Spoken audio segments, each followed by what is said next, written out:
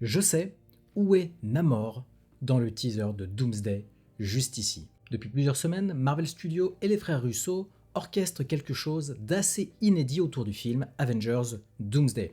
Ce ne sont pas des bandes annonces classiques, mais une accumulation de signaux faibles, des teasers visuels, des comptes à rebours, des symboles, des images qui semblent volontairement sorties de leur contexte, on a l'habitude avec les frères Russo. Et plus on avance, plus une chose devient évidente, ils ne cherchent pas seulement à teaser le film, mais à installer une idée, une notion de cycle, de bascule, de fin et de recommencement, et ça fait du sens avec le reset du MCU. Et dans ce genre de récit, Marvel Studios ne parle jamais frontalement. Il parle par symbole, par héritage culturel et par langages anciens. C'est exactement pour ça que le teaser de Doomsday, le quatrième, celui du Wakanda et de Talokan, mérite d'être regardé autrement.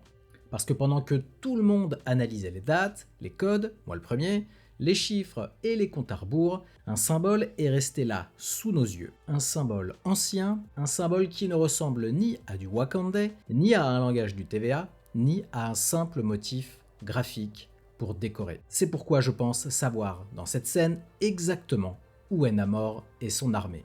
Salut à tous et bienvenue sur House of Marvel pour une nouvelle vidéo. Aujourd'hui on va parler du teaser numéro 4 d'Avengers Doomsday et surtout de ce détail que personne n'a vraiment regardé et qui prouve que cette scène n'est ni dans le néant, ni au Wakanda, à la nécropole des morts, mais à Talokan.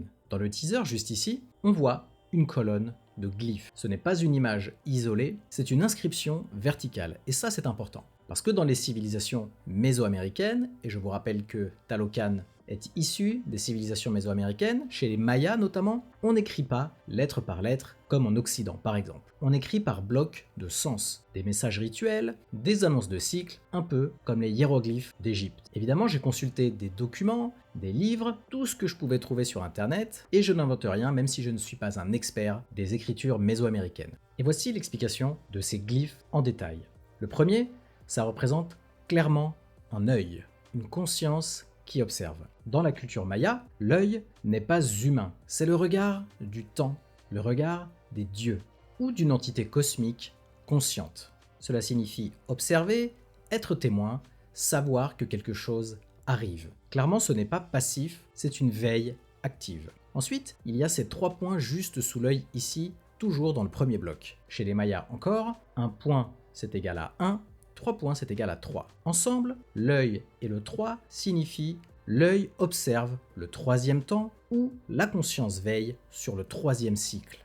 Ensuite, il y a le glyphe central qui est typique des signes utilisés pour symboliser le changement, la rupture, la distorsion, le passage. Clairement, il évoque quelque chose qui se tord, qui sort de son axe, une réalité qui se modifie. Dans les textes mayas anciens, ce type de forme est souvent associé à la fin d'un règne ou une catastrophe cosmique, une transition d'ère. Il marque un événement, pas l'observateur de l'événement. Ensuite, il y a le glyphe inférieur. Il évoque la descente, la matière, le monde d'en bas, parfois même Xibalba, l'inframonde.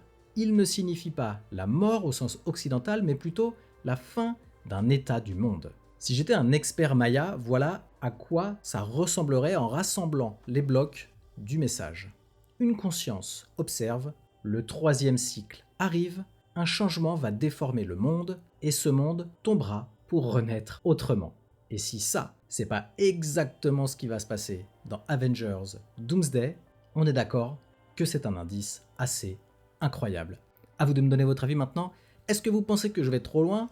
Est-ce que vous pensez que Namor est bien à Talokan, vidé de son eau, et que dans cette scène nous sommes bien au fond de l'eau ? Faites-le moi savoir en commentaire et n'hésitez pas à me faire parvenir vos théories, j'adore les lire et en débattre avec vous. Et comme d'habitude, merci d'avoir regardé cette vidéo. Si elle vous a plu, merci de la liker et de me donner votre avis en commentaire. Aussi, pour ne pas louper mes prochaines vidéos, abonnez-vous et activez les notifications. À la prochaine sur House of Marvel.